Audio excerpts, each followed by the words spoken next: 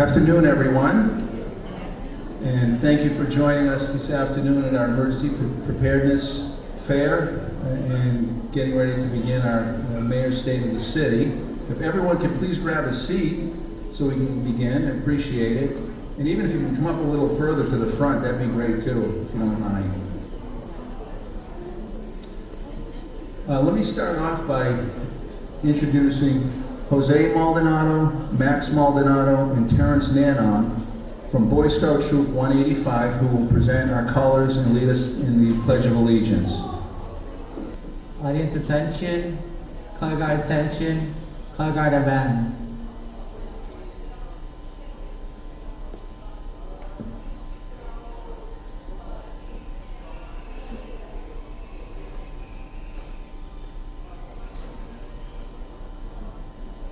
Color guard hold. Color guard cross the colors.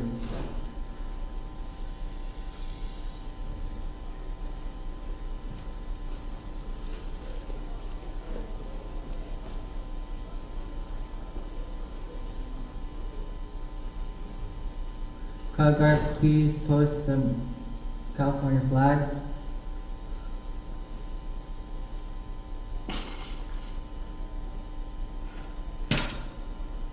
Color guard, please present the American colors. Please join the Pledge of Allegiance. I pledge allegiance to the flag of the United States of America and to the republic for which it stands, one nation, under God, indivisible, with liberty and justice for all.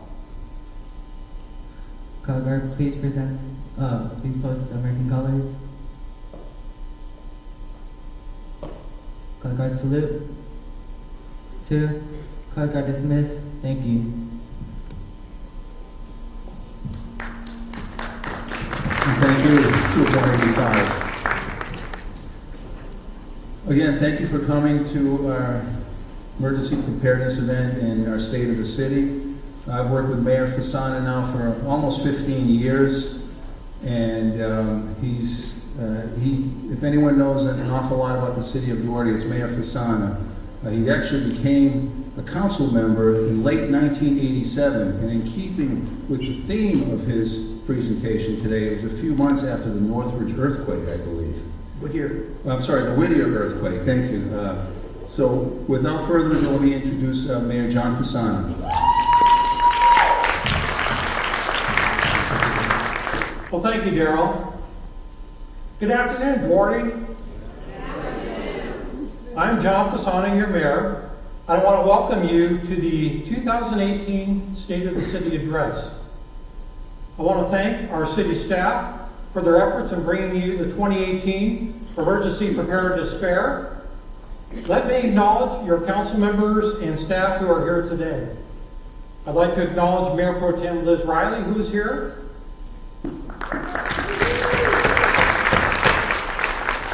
And council members Adel Paris Karachi. Sam Pang and Margaret Finley are dedicated to service here. They have family commitments, so I do not believe they're able to attend. You've just heard from our city manager, Darrell George.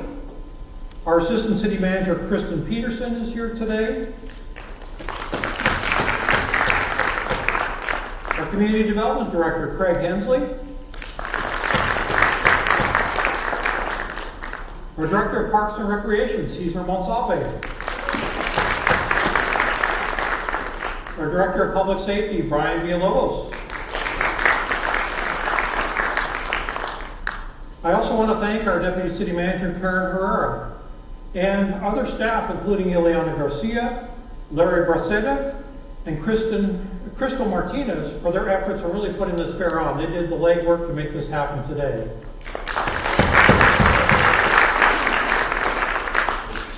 I also want to acknowledge Joanna G., our Doherty librarian.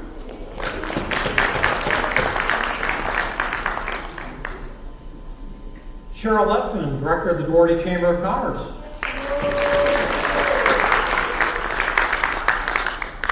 Terrence Williams with the Monrovia Arcadia Doherty Town Council. Welcome, Terrence. Glad to have you here. Captain David Flores with Los Angeles County Sheriff's Temple Station. Veronica Lopez with Assemblymember Blanca Rubio.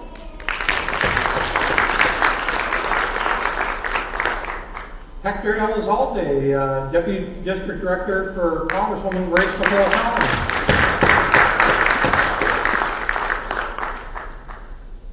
Brian Barretto with California American Water.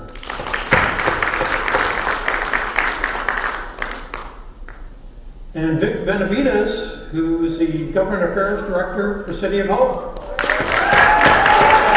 Woo, Victor!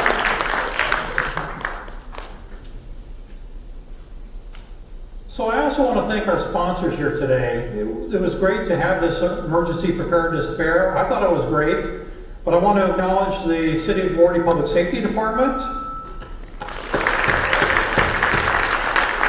California American Water,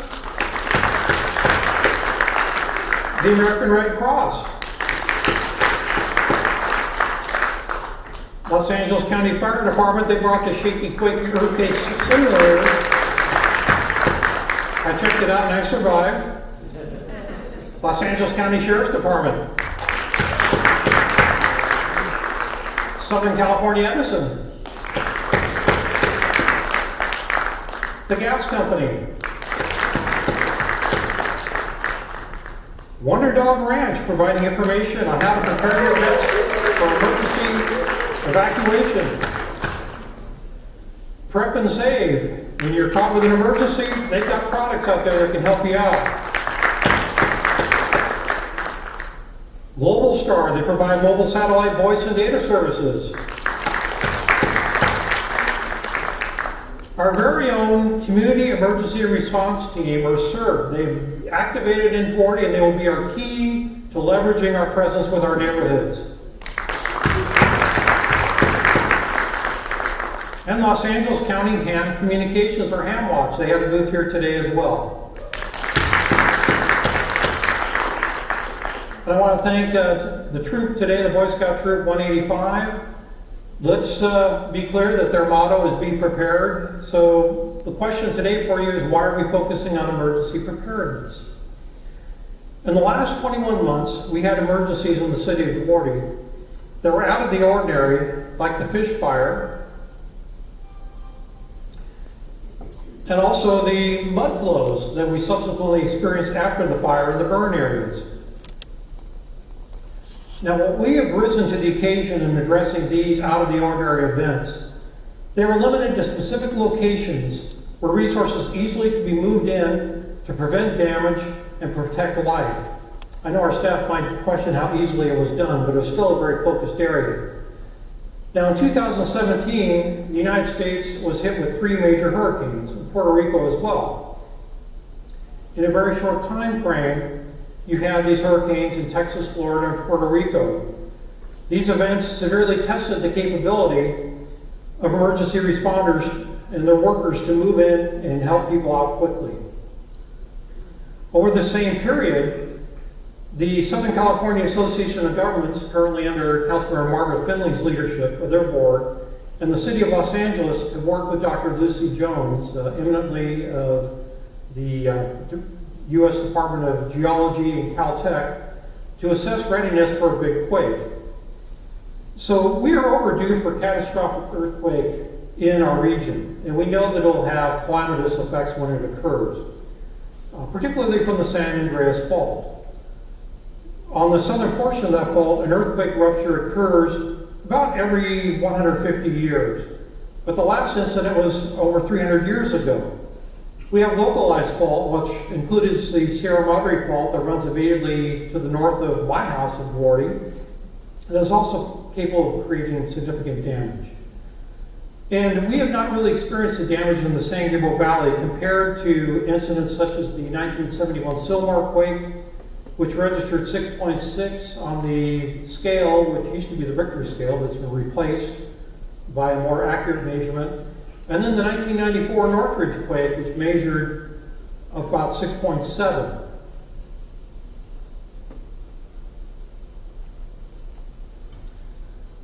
So the 2008 Great Southern California Shakeout was based on a potential magnitude 7.8 earthquake on the southern San Andreas Fault, which is 12.5 times larger in magnitude than the Northridge quake. And it would release nearly 45 times as much energy as the Northridge quake. So what does this mean? The damage area will be much larger than the localized areas that you have with Northridge.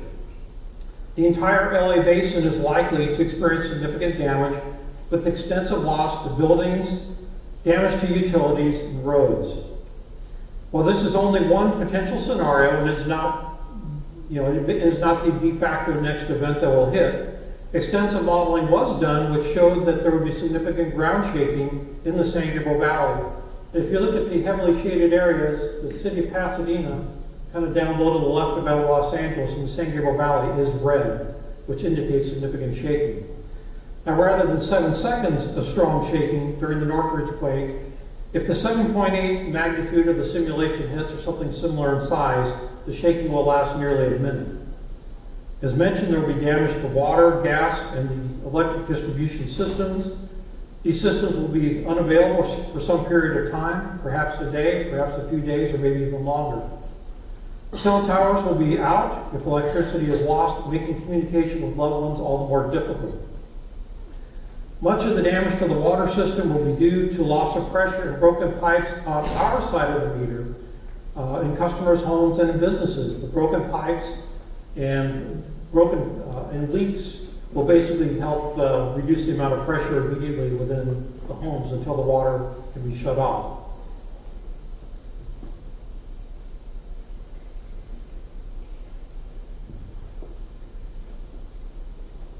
Our slide is stalled here. There we go. This slide shows how many days areas in the San Fernando Valley were without water following the Northridge quake. Again, that was a tremendous shaking. The 7.8 magnitude is much larger than that. But even localized, you had outages from between 1 to 9 days. So it does take some time to go ahead and restore the infrastructure. Some of this, again, was leakages within customers' homes, but there were also some broken pipes just because of the intense shaking that was very localized. Also on the customer side, leakages in gas will cause some fires, which will be especially risky given that the water supply system may be vulnerable in the initial stages of a quake. So we believe that by taking action, we can be ready for the inevitable shake whenever it occurs and help minimize damage and loss of life. So what are some of the things you can do?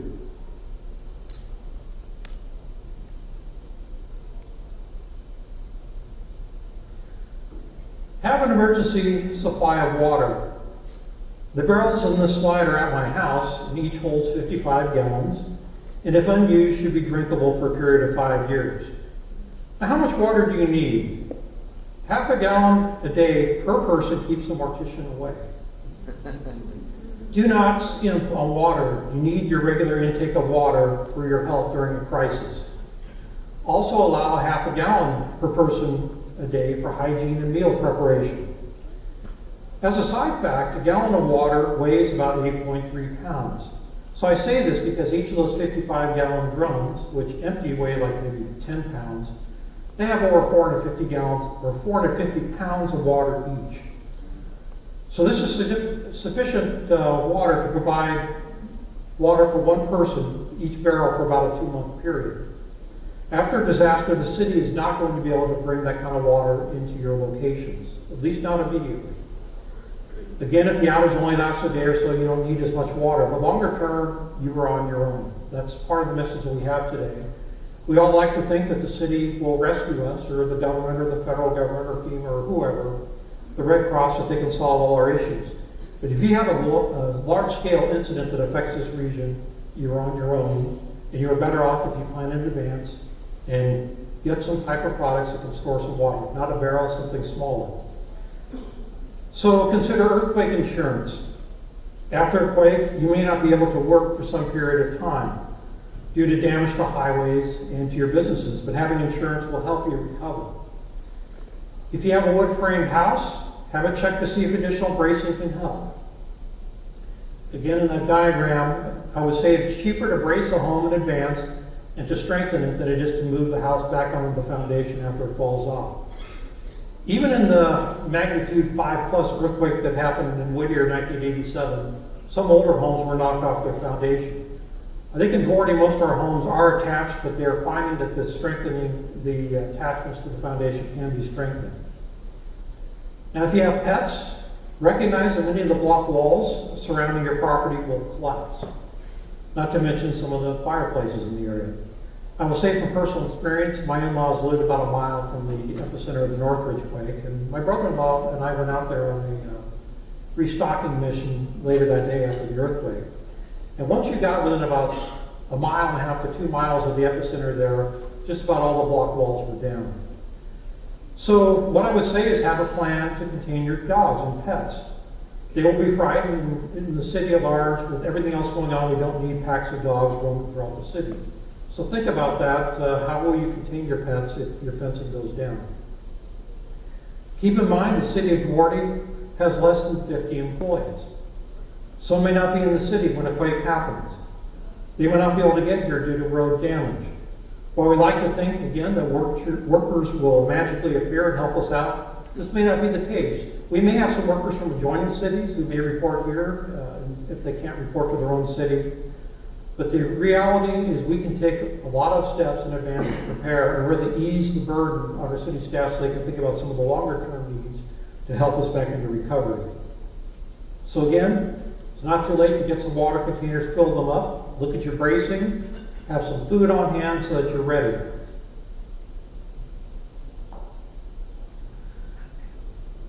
In the area of resilience, most of our utilities have distribution lines across the San Andreas Fault. Those may be knocked out. Even with localized service due to damage to substations, there may be outages.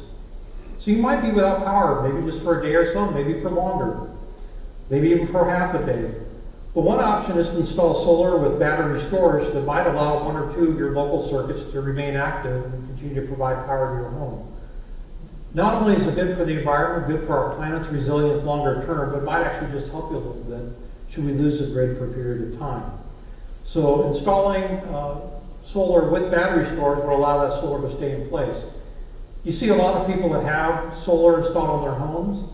Without storage, in almost all cases, if the grid goes down, the solar is going down with it, and you will not have power because it's important to maintain the safety of the workers repairing the grid and that energy from solar doesn't backfeed and endanger them. So it's something else to keep in mind. Again, it's beneficial to the planet. Speaking of electricity, if you have small table lamps, leave them off when you're not at home. A lamp with a hot bulb can fall on a piece of furniture or something that might be combustible and start a fire. It's a really bad time to start fires right after an earthquake. If you have one of those older torchlight lamps with the halogen torchlights with 300 or 500 watt bulbs, those things are instant fire if they fall. So take them out of your house and get rid of them. Replace them with something that's much lower wattage. Maybe even something to the cooler of the touch that has maybe an LED bulb. Secure china cabinets, televisions, and other tall furniture to walls. Again, your home may be fine, but if everything starts flying out of it, you're going to have a floor full of glass. So while your home may be fine, your dishes and plates and glassware will fly out of your kitchen cabinets if they're not secured, if the cabinets do not remain closed. So again, after a quake, you're probably not going to have a vacuum that you can use to clean up glass. One simple thing that I think you'll find in many preparedness guides is to keep a pair of shoes by your bed if there is a quake. It's the worst time of all to get injured and to cut your feet right after a quake when your wits and your well-being are so important. And have a pair of gloves handy too for any cleanup or to move items that may have fallen. Across the region, 911 systems, including cellular and 911, will likely be useful for a period of time. Have a communications plan so that you can get access to a phone or some other means of communication. You can contact somebody out of the area. They can be the contact point for all of you locally here. And they can keep inventory to know that all of you are safe. And we did have a provider of satellite phones. The city has acquired some of those phones so we can have communications during a quake, and also our ham operators can help us in that regard as well, so we can report incidents that may occur. We're relatively fortunate, actually. The experts have identified certain concrete structures with unreinforced concrete, certain tilt-up concrete that's inadequately reinforced, unreinforced masonry buildings. I don't even know if we have any in the city. The soft stories that were notable during Northridge, where you have the garage underneath and then apartments above them, a lot of those collapsed, and they learned that you could lose lives by not re-embracing those types of buildings. We have very few of them, and the council has asked our city staff to come up with an inventory of all such buildings that may be at risk so we can take action. We have an established CERT team. We've acknowledged that they continue to grow, that they're working with volunteers in the community to help us be prepared, and they will be key for leveraging our presence in the neighborhoods. A lot of what we're talking about today can be most effective if it happens at the neighborhood level. By working with block captains to make sure that your neighborhoods are resilient and that they can be safe. Now with my remaining time, I'm going to move off disaster just to talk about another segment of items that are happening in the city. So we shift off of emergency preparedness. So what you see at hand here is the City of Hope. We have a specific plan that is going to be considered by the City Council at their next meeting on March 13th. The City of Hope plans to add incrementally about 1 million square feet over their next multiple years. I don't recall the exact horizon. But they're looking at a simplified and enhanced circulation plan within the campus, improve wayfinding to help reinforce walkability and also access to the Metro Gold Line, but also to meet the needs of the researchers and patients looking out over the next century. So it's very exciting, and this is one of the probably 3 key plans that are happening in the region that will significantly affect the city in a very positive way.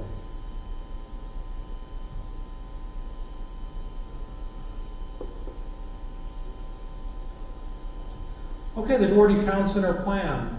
This plan will provide a long-term strategy for revitalizing central Doherty and the commercial area and create a more downtown-like environment. Through concerted strategic efforts, this plan has the potential to become an iconic plan that will help make the area more attractive and to help new and existing businesses flourish. It'll be accompanied by new residential developments, shopping opportunities, and entertainment uses, an inviting, walkable, and livable environment. This plan was adopted a few years back, and it sets in place standards and guidelines that will encourage quality growth and provide incentives to develop the community in a better way.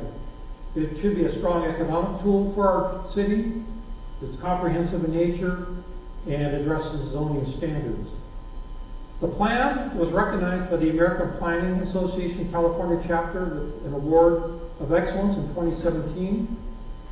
The plan is being implemented. The City Council in September of 2017 approved a new mixed-use project on Huntington Drive that will feature 161 luxury apartments and over 5,000 square feet of commercial space.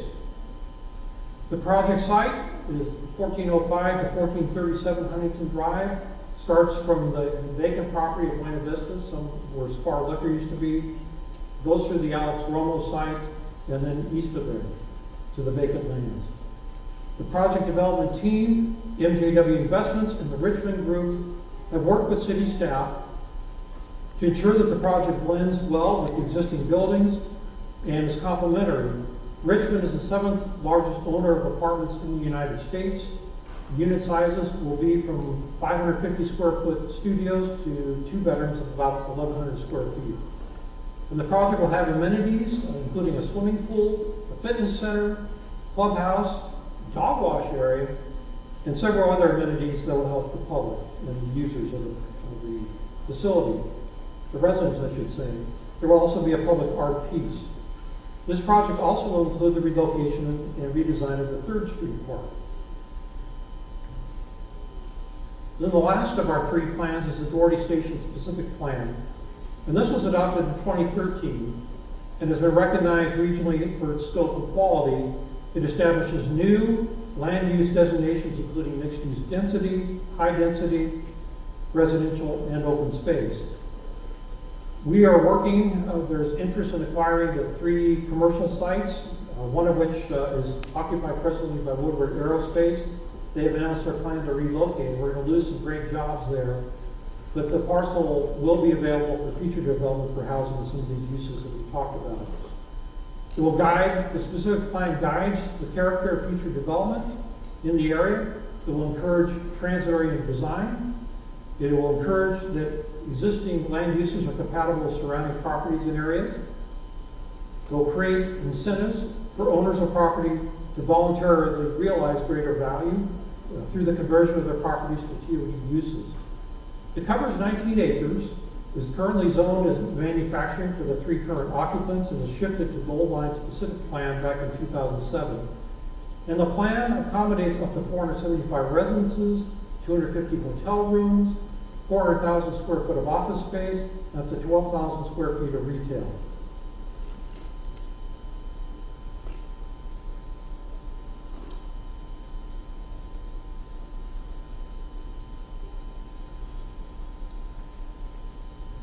The little clicker's not clicking. Let's see.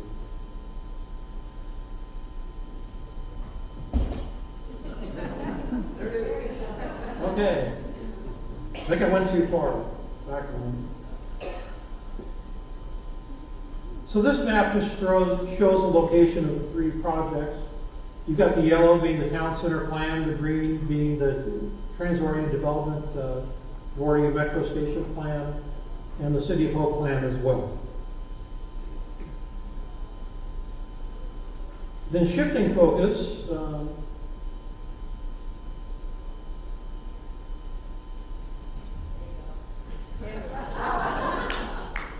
lights out, right? Well, let's see. That could be it. Okay, there we go. The City Council, basically in response to threatened litigation in 2017, we recently adopted a plan to elect council members by district. Our elections used to be held in November of odd years. Separate state legislation required that we move them to the even-numbered years. We could have picked March with the primaries and November for the general election. We chose November. So the terms of the current office holders were extended a year. Beyond that, though, the litigation required that we create districts. We drew up districts. We've created 7 at this point that are mapped out. And the elections in the new districts will occur in November of 2018. People will be electing actually 4 4-year terms for 4 of these districts, and a 2-year term for the new district. I think it's District 7 in the southwest part of the city. So again, this wasn't our idea. There can be benefits to district representation. We're willing to try it out, and we'll see how it works. It might work better than the clicker.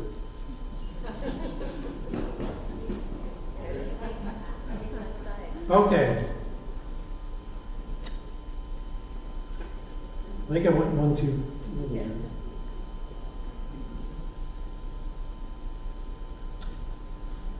Homelessness. Okay, now last year the city benchmarked customer attitudes, I should say resident attitudes in the city of Wardy. We participated in a countywide study that was conducted by Loyola Marymount University. And the city of Wardy and the city of Los Angeles were the only specific cities that had specific data provided to what their customer attitudes were. Overall, I think our residents actually compared favorably their satisfaction with what we do here in Wardy compared to the San Gabriel Valley as a region, to the city of Los Angeles and the county as a whole. But I can tell you that one area where it was felt that the city is doing a poor job was the issue of addressing homelessness.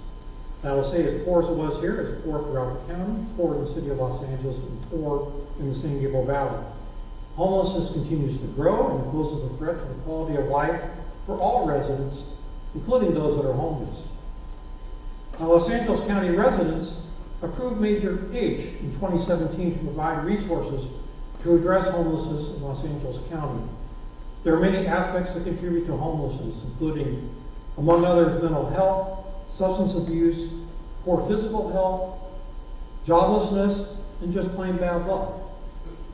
All cities, including Wardy, will need to step up their game and develop transitional and other housing to reduce homelessness. We have a scarceness of housing in the region. We are working with the city of Urbandale to develop a local plan. We received $60,000 from Measure H to jointly fund this effort. We're coordinating with the San Gabriel Valley Council of Governments so that all the San Gabriel plans integrate with each other. And that the San Gabriel Valley Council of Governments consists of Duarte, the other 30 cities in the region, as well as Los Angeles County. Each of the 3 supervisors of the territory in the San Gabriel Valley are recognized on the Council of Governments.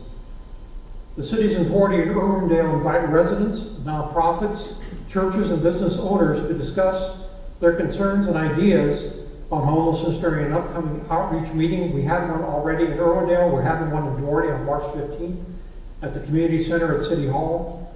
The workshop begins at 5:30 with a light dinner, followed by discussion from 6 to 8 p.m. And it will help us with developing our plans. That was easy. Taking back our community. I actually really don't like this name because I don't think we've lost our community. This organization was created, though, with the initiation of the city of Monrovia. I congratulate them for bringing Duarte, their city, Arcadia, many other cities, to address some common issues that we face due to changed laws in the state. In response to prison overcrowding, we have seen some legislation and propositions that have led to early release and lessening of requirements to be released from prison. So again, we don't intend to lose our community, but we think that we don't need to take it back. We want to preserve it and make sure that it's safe, while also legitimately addressing the needs of the newly released prisoners.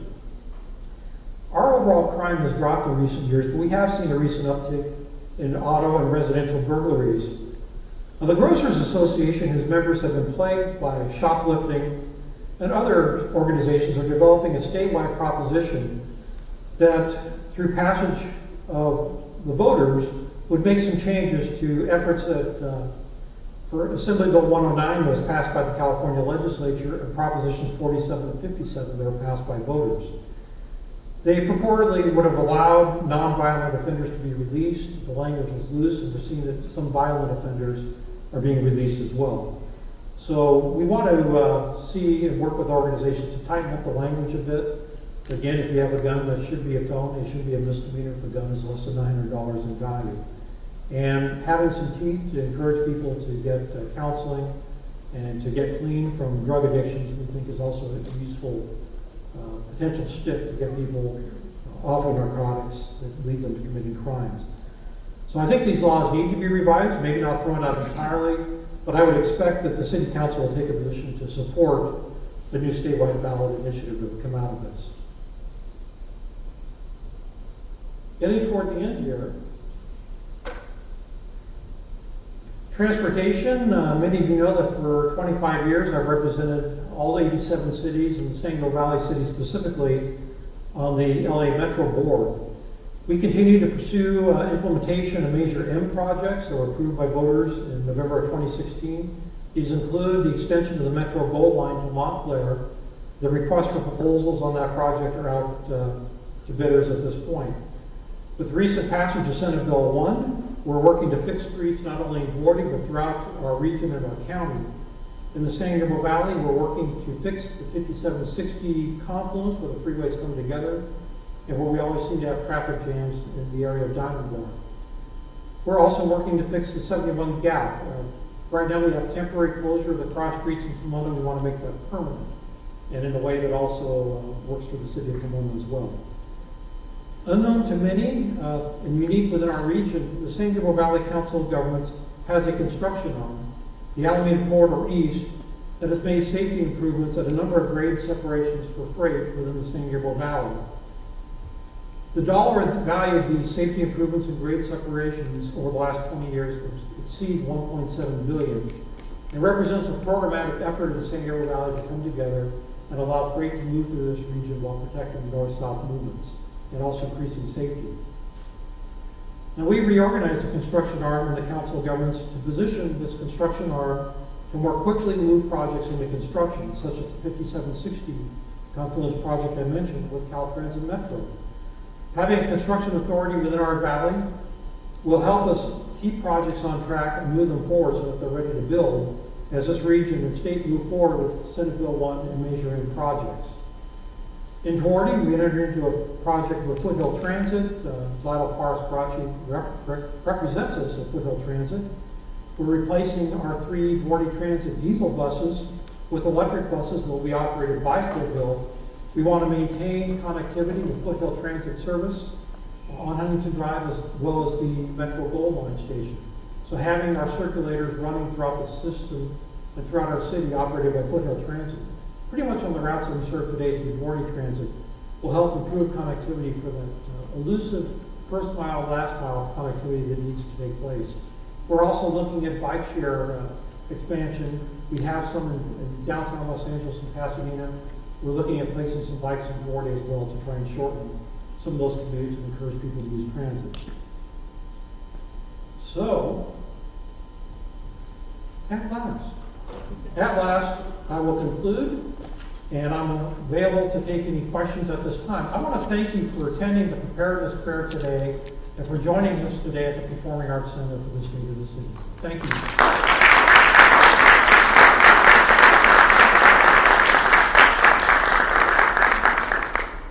So I'm not sure how we're going to do questions. People want to come forward and ask if the microphone is do that. And Mayor, Councilmember Sam Kane just joined us. I see him over there. We welcome Councilmember Kang. I know he was instrumental in acquiring those ham radios as well that our ham team is using. I know Mayor Pro Tem Riley is also a ham operator. So welcome. So you got 4 of the 5 of us here today. Other questions? Yes. Can we give the microphone and then? I think Ileana has the microphone, so she can move that around. It's dark. Thank you, Mayor Fasana. I really test. Yeah, we're not hearing the mic yet. We're going to get that working.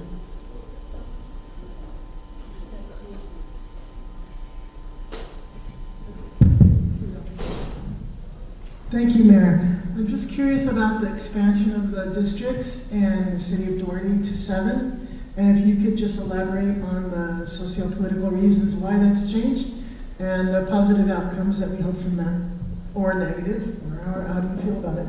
Well, one thing we're positive of is there will be outcomes. I think the council uniformly would have preferred to keep at-large voting and have an at-large focus by the members that have been elected. We were all elected ostensibly to focus on the entire city. I know people can argue about how well we do that, but that has certainly been our goal, is to be considerate of all the needs throughout the city. Having served in a place like Metro, I can tell you that it can get very contentious with people focusing on their own individual regions, and you kind of lose focus on the system as a whole. Part of what we hope is that the voters have elected all of us, all 5 of us sit there due to the will of the voters at large. The hope was that we would all at least have an opportunity to continue to serve through districts, while at the same time continuing that focus on at-large representation. We know that over time there will probably be a shift to more focus within the districts, and certainly we'll have 2 new members elected that will be chosen just by their districts, but we're hoping that some of the rest of us can keep a focus on the real benefits of looking at large. I will say that one of the concerns, one of the things we want to look at is if by some chance the legislation changes in this type of system. It was an automatic lose for us to challenge this in court, so we did not want to use your taxpayer dollars on that. We're using them instead in things like stormwater, which could cost us $180 million if we have to implement all those requirements. So we wanted to be focused on how we use litigation as a strategy. But if the law changes, we would like to see an opportunity to go back to voters to see if they want to continue with a district type approach or go back to at-large. There are benefits to both. And, there will probably be some benefits by having a specific focus in some of the districts. I'm sure there are things that I don't see in parts of the city, whereas I might see them more often if they're closer to where I live. So there can be benefits to that as well. Other questions? The microphone is here. So did you like the venue? Is this a good place to hold the State of the City? Yeah.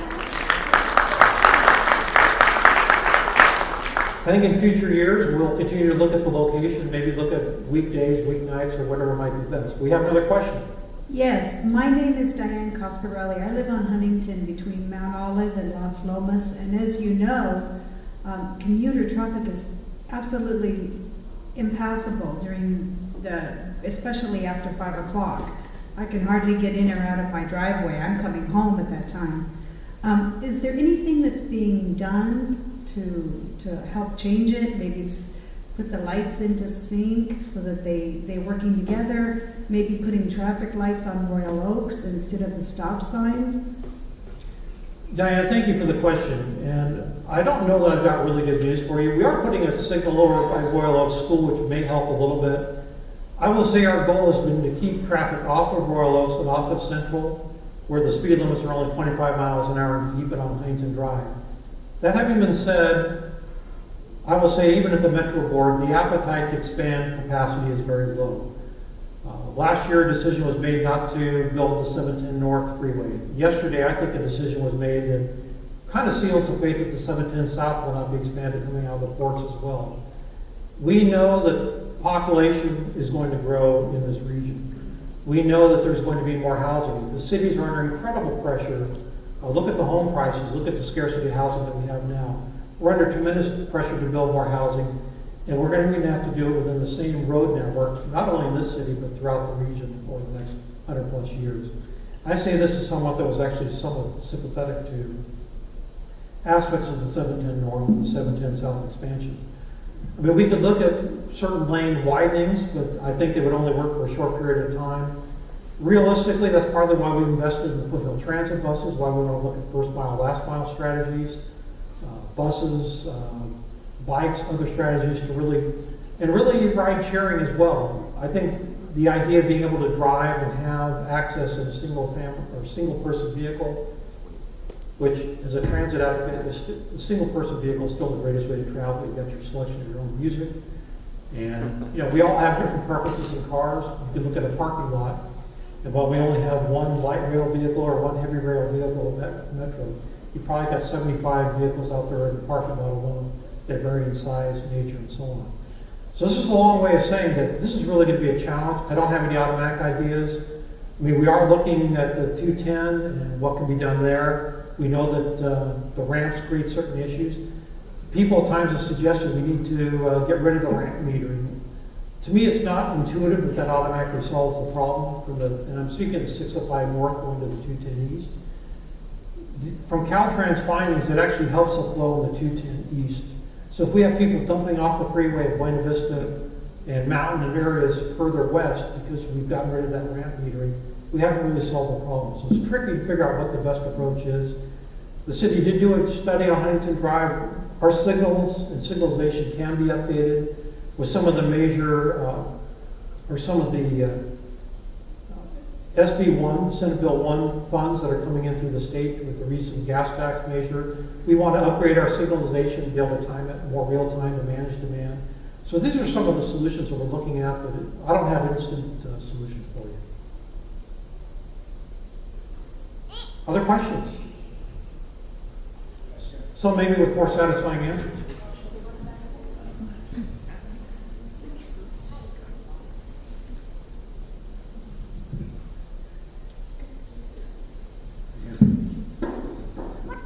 My name is Andy Miranda.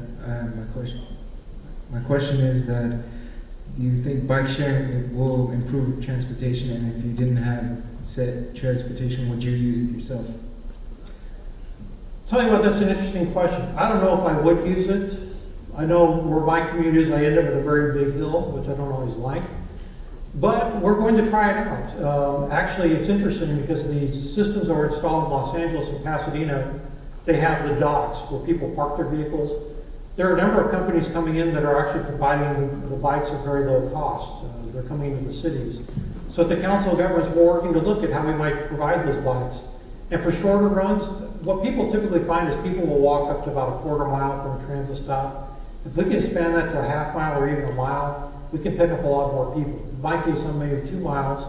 I will say I do use the Gordy Transit and use it even this week to get from my home to the Gold Line to downtown. So the key is there are different ways. The bike share may be one of those. We may have to look at electric scooters and things of that type as well. Good question. Other questions? I thank you for joining us today. I'll stick around afterwards. Thank you for coming to State of the City. And thank you to our city staff and all our partners for making this possible. Have a great afternoon. Oh wait, we got a raffle. Stick around. I forgot. I went off script here. Yeah, Ileana's keeping me honest here.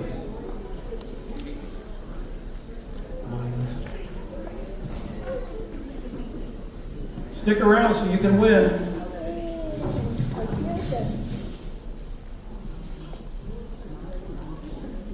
So this is third place. So what do we have here? You know what? I'm not quite sure. Can we get maybe Larry? He's aware of what's inside of the basket. Larry Braceda will tell you what you're about to win for third place. And as you come forward to claim your prize, Larry will describe it for you. But you need to have ticket 286075. Do we have a winner? 286075? I think I see a winner coming forward. Thank you, John.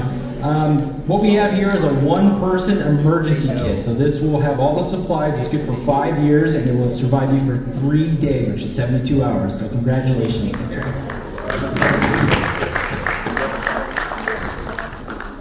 So we have another prize here. I'll go with one ticket here.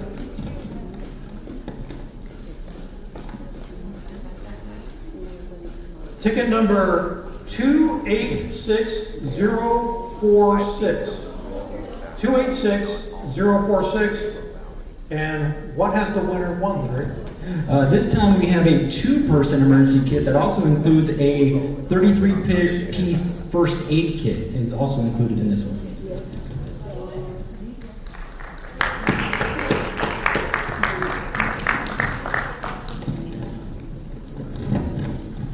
And I should note before I call off our final winner, as Councilmember Parks-Karachi just reminded me, Doherty High School is the boys CIF 5A champion with their win last night. They won the championship. Congratulations to Doherty High School.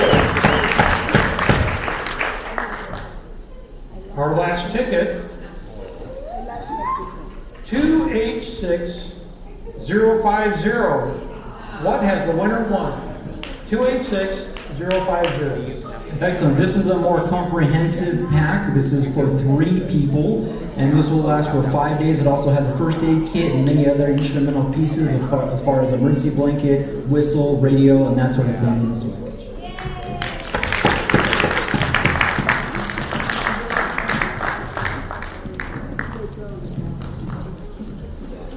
It's good that at least they did